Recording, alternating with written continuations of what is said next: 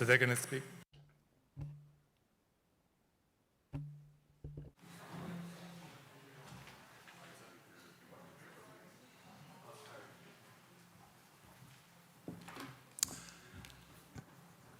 Guten Tag.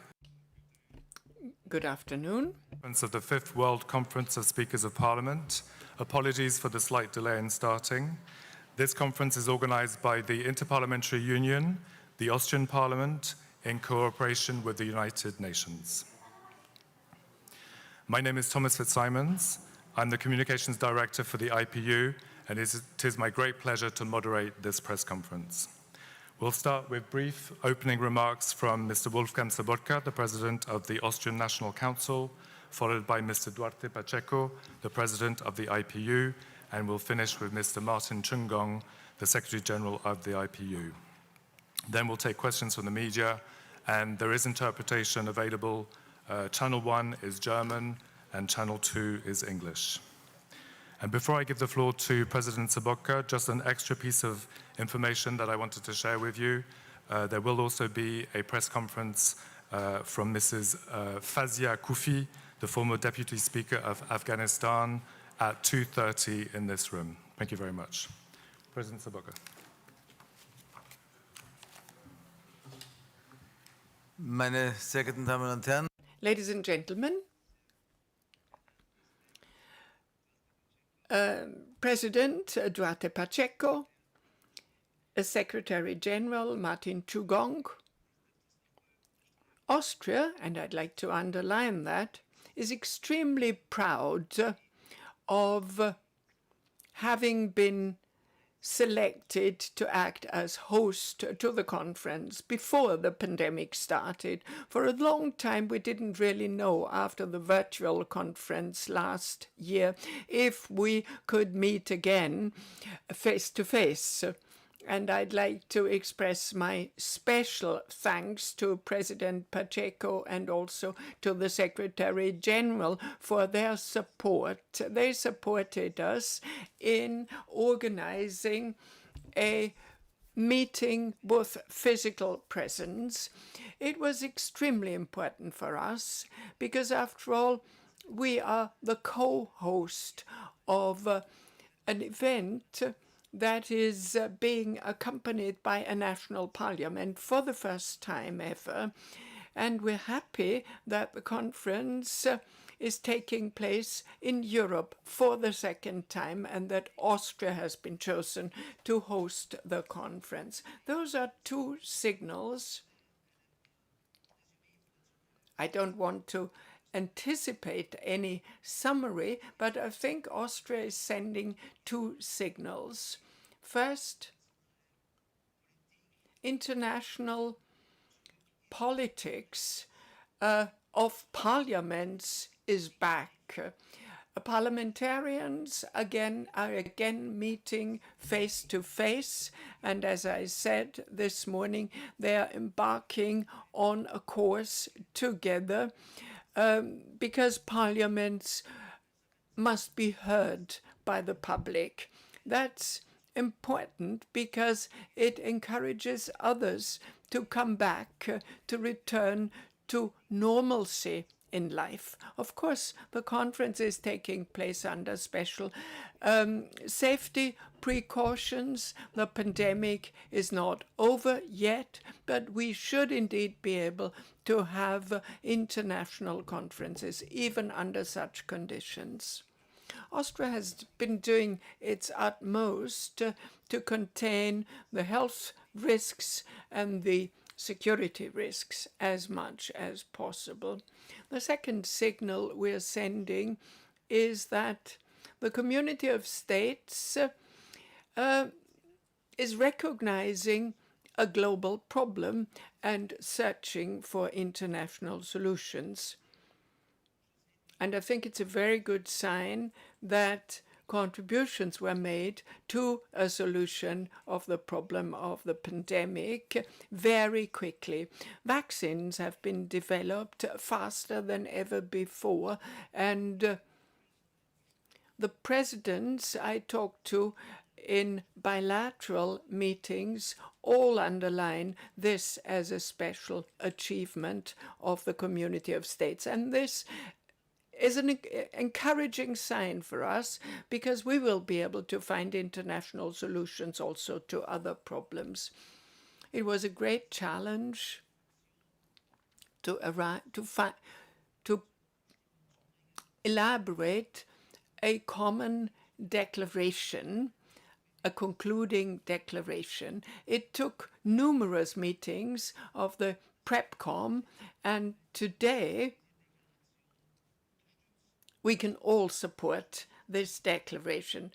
You can't imagine how difficult it is to bring together the diverse interests of national parliamentarians and to bring about a convergence of these interests in a single declaration. We'd like to thank you very much for your support.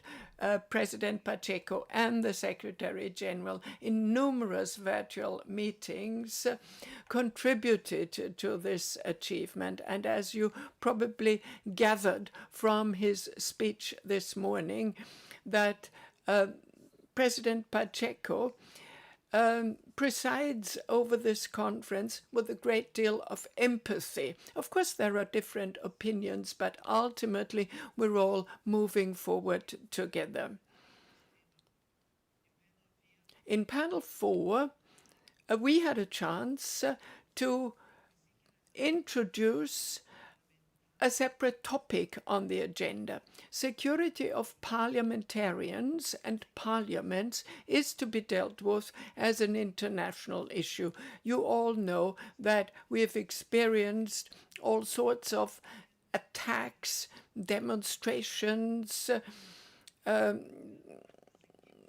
people penetrating into parliaments. Just think of what happened in the United States in January. So we have to reflect on how this heart of democracy, the symbol of all the ideas of a state, must be protected to the best of our abilities. And finally, we have chosen a social program which is intended to show that this is not a sterile conference. We want to organize and host a conference that enables people to experience the diverse cultural environment they are moving in Austria. Despite restrictions, despite the COVID-19 rules, it is possible to go to the opera, to have a reception at the Vienna Hofburg with a comprehensive program which gives youth a voice, not as parliamentarians, but as young artists and young acrobats, as you will be seeing tonight. We would like to encourage everyone. Think of the Vienna Boys Choir. They can't go on tour abroad because those who are younger than 12 can't be vaccinated yet. So today they will nevertheless be able to perform to an international audience, because otherwise they can only perform in concert in Austria, which is quite different from what they used to do in the past when they were traveling everywhere, all over the world. So this conference is meant to give you an impression of Austria and to invite you to come to Austria. From Mr. Duarte Pacheco, the President of the Interparliamentary Union.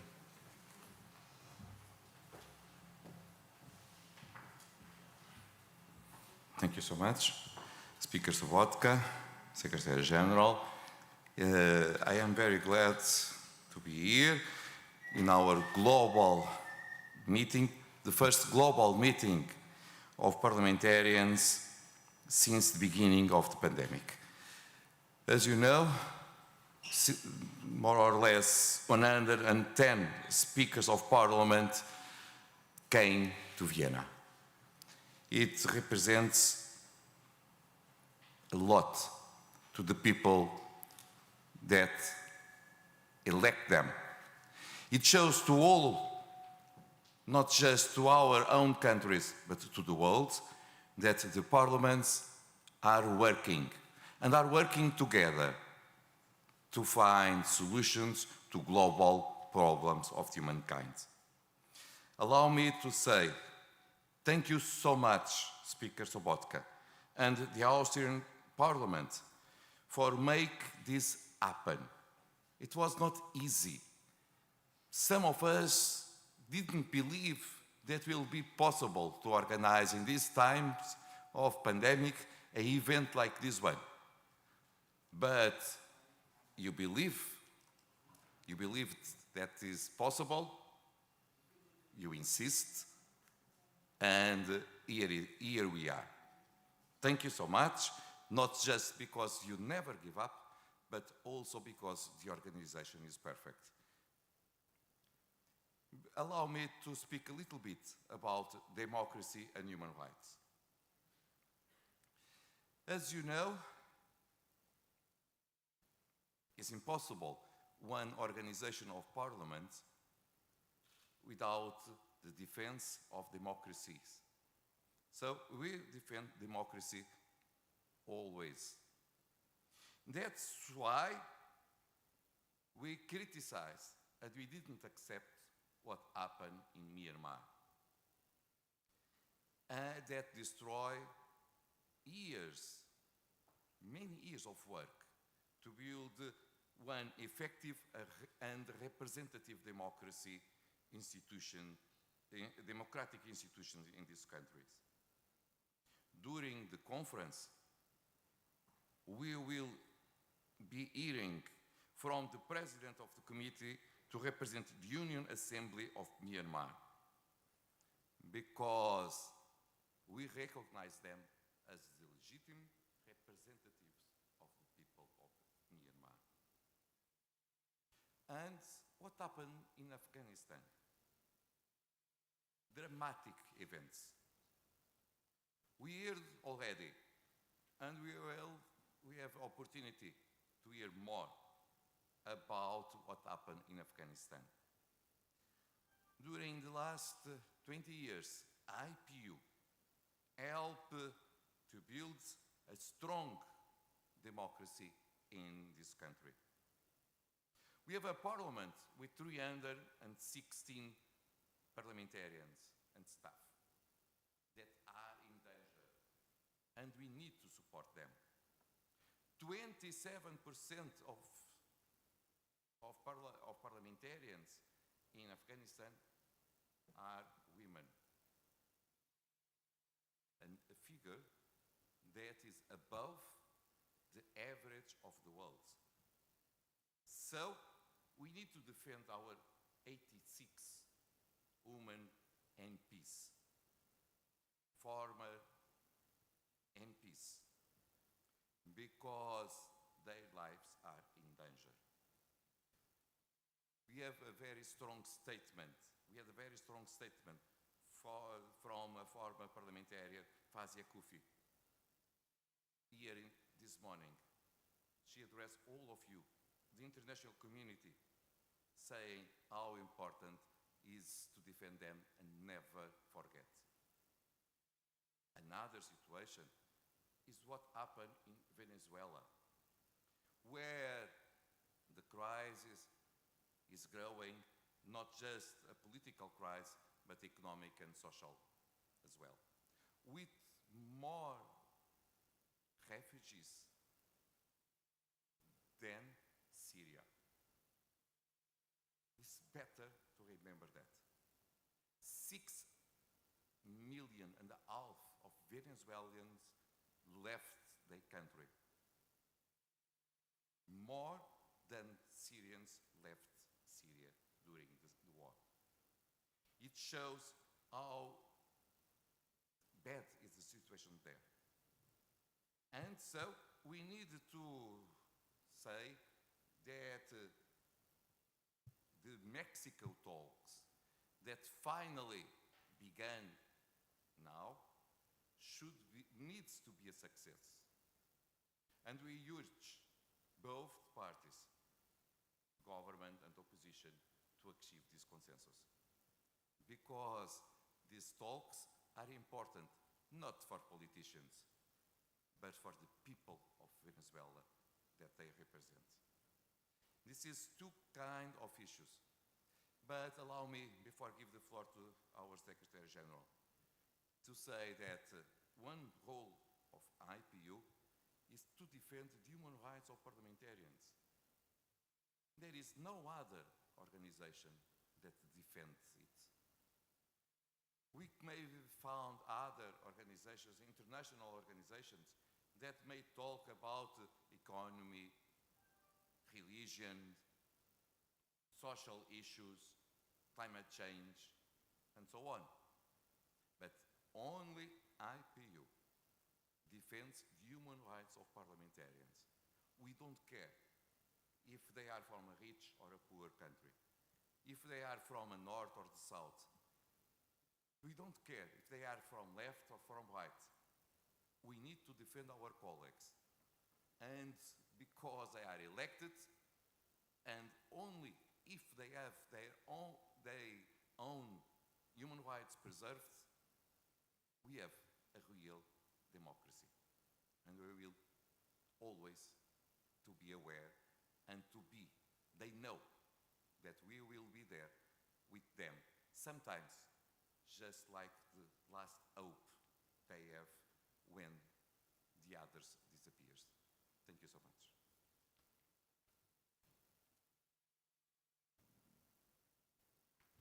Thank you very much, Mr. Pacheco, IPU President.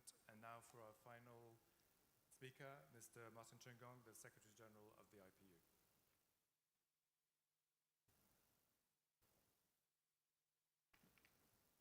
Thank you very much, Thomas. Thank you for giving me the floor. It gives me pleasure to address the media this afternoon, and Speaker Sobotka and President Pacheco. I'm pleased to be with you here to address the media. And I believe many of you were in the inaugural session this morning, and you had speaker after speaker refer to the multiple crises that are facing the world today. So there's no paucity of challenges facing the global community. But I am very reassured that the institution of parliament and democracy as a whole have shown that they are resilient. They have refused to be locked down by the crisis. And there's evidence that parliaments around the world have been very robust in contributing to the efforts that were intended to stem the tide of the pandemic and to make sure that democracy continued to be open for business. But having said that, we cannot really take democracy for granted. President Pacheco has mentioned the various backsliding of democracy in some countries. Just a couple of days ago, we witnessed the latest such case in Guinea, where the military took over by force, deposing a democratically elected government. We are very concerned about this, but I am sure that with the support of the global parliamentary community, we are going to bring pressure to bear on the authorities in Guinea to respect human rights, to respect the rule of law, and ensure that there is a speedy return to constitutional rule. And that is what the people of Guinea deserve. So, in principle, democracy is under assault, but the instruments of democracy are there, they are resilient, and they will work towards meeting these challenges. One of the very urgent issues that was raised today was that the climate crisis. A lot has been said. There's ample evidence that we're headed for a disaster if something is not done, and very quickly so. So we had the voices of young people today. They are saying that the older generation owe it to them to bequeath a world that is safe, healthy, and green. We need to hear that message very loud and clear. And there is scientific evidence that it is possible to do something to reverse the trend that we're heading for. And so, again, we are calling on the parliamentary community to work towards addressing the climate crisis. Finally, let me just say a few words about the heroic work of women who have been on the front line of the COVID response. And yesterday, during the summit of speakers, women speakers, we heard a lot that was said about how women had been sacrificing in order to make this world a better place. That proves the point that if we are to make any progress as a human community, we need to make sure that women are at the table. We need to make sure that they are contributing their full potential so that we can have better outcomes. And I am pleased and reassured that the deliberations of the women speakers will feed into the declaration that Speaker Sobotka has just mentioned, to make sure that we have a strong and inclusive declaration that would be owned by the parliamentary leadership in the world. This is very important, especially so as we have reaffirmed the virtues of multilateralism with the United Nations at the core. We heard from former parliamentarians today who are now UN officials, the President of the General Assembly, the Secretary General of the UN himself, and there is that commitment to work together, the UN and the IPU, to address the challenges of our times. And we pin a lot of hopes on your conference, Speaker Sobotka, President Pacheco, to take this world to better heights. Thank you.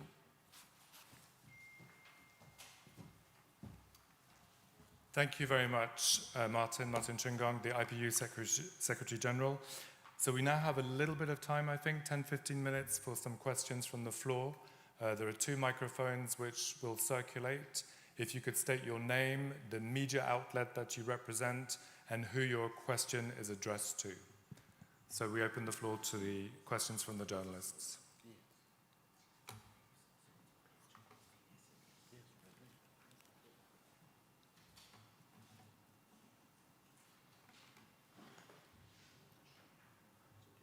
We are so clear that no questions.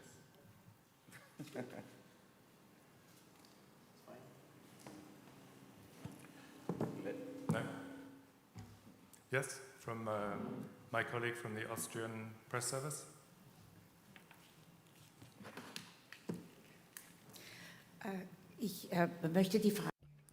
I'd like to put a question to Mr. Pacheco.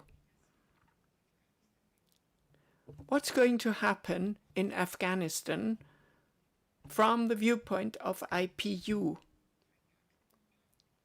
Parliamentarians have been driven away. Will they still be allowed to represent their country as long as there is no new recognized government? Can we take it that parliamentarians from Afghanistan who have fled from the country, are they still welcome within IPU? Thank you. Yes. Thank you so much for the question. It is an easy one. We respect the constitution of the countries, and so they were elected with the accordance with their own constitution, and they keep the representation of Afghan people until it's possible to have free elections in Afghanistan. As you see, completely clear. Thank you. As IPU, they are allowed to come to our meetings representing the people of Afghanistan. Thank you. as Secretary General is saying, there is a delegation nowadays, and in our future meetings, the same MPs will represent the people of Afghanistan.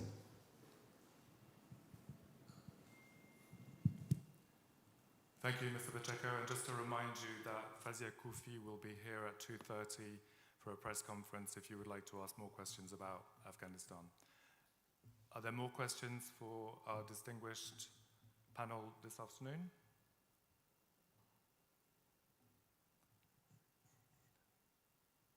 No? Mr. Chungong, please. Yeah, thank.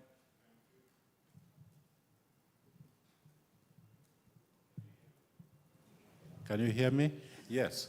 There was one point that we omitted, and in this same city, the IPU is hosting a conference on Thursday, on the 9th of September, on countering terrorism. It will be the first global parliamentary summit on countering terrorism. A lot has been said about the scourge of terrorism, which is one of the greatest threats to international peace and security. And it is befitting that as parliamentary speakers are meeting here in Vienna, they may also want to focus on how parliamentary efforts can be strengthened to address the scourge of terrorism and violent extremism. So I would just like to ask and invite the media to be present to amplify the message that will be coming out of that global summit on Thursday. Thank you. Thank you very much, Mr. Secretary General. Thank you, Mr. Sobotka, Mr. Pacheco. I think we'll close the press conference now. Thank you for your attendance and have a good rest of the conference. Thank you.